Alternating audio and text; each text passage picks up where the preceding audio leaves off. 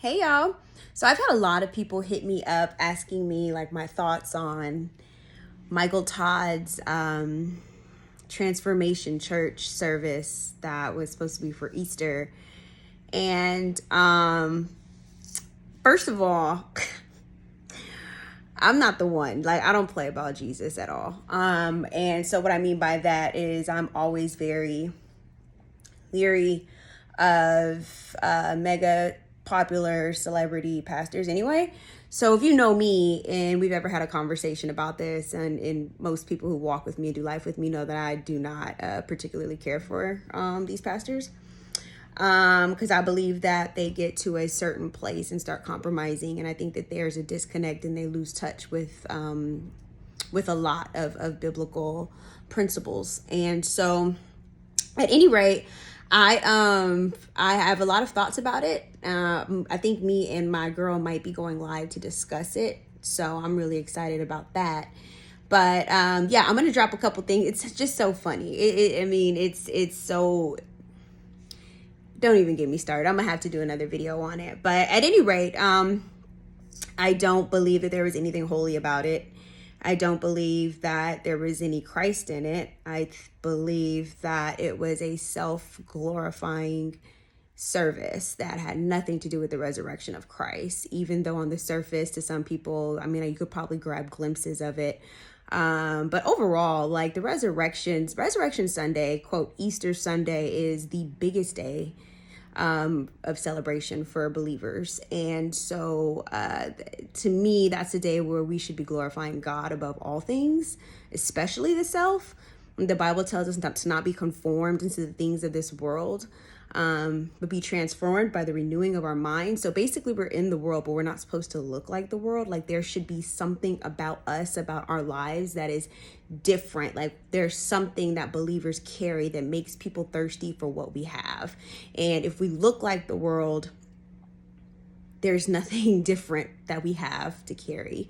And so I think that there's a lot of antics and there's just like a whole bunch that's going on over there as a means to connect with people. And I'm not saying that, I don't believe that, his intentions were pure when he started, or that that there weren't glimpses of things in it that was probably really positive. But all I'm saying is that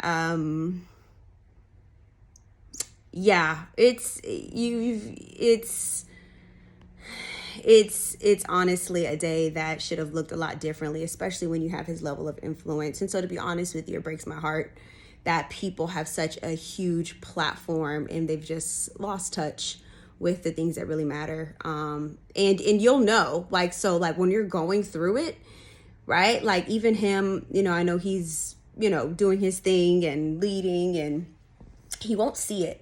But there's going to come a time in his leadership where he realizes that he's lost, that he's become disconnected, and we'll see it. Everyone will see it. Mark my words, because it happens to them all. And I think that, ministry is tough. It's tough because you want to be able to relate to people, but then you also want to bring them to Christ. And instead of, it's almost like, and I mentioned this in one of my messages on holiness in January, and it's like, we've created this culture in this world that brings God down to our level instead of like us knowing and understanding that he's called us to a higher level of living.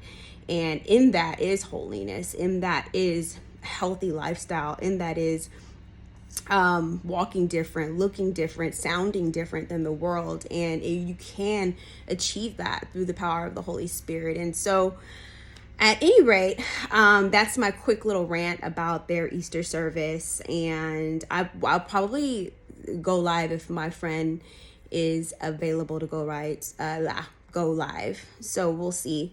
But at any rate, you guys, I'm just really praying for discernment.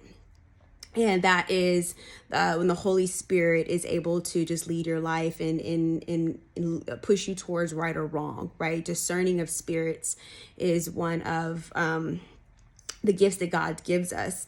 And so my prayer is that we would be a people that are able to discern like what is actually godly and what pretends to be godly.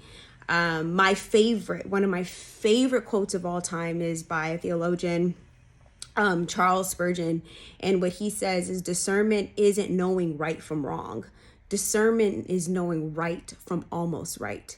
And that is incredibly important, especially in the culture that we live in, because so much is looks good. So much feels good. But when you continue to dig deeper, you'll realize that it's not the real thing. And so I'm just praying for heightened new levels of discernment for people as they participate, at these churches and they're trying to navigate their walk, that they would know and understand that God does have a standard for godliness and for holiness for his people. And that's my rant. More to come, maybe. So anyways, happy Wednesday, y'all.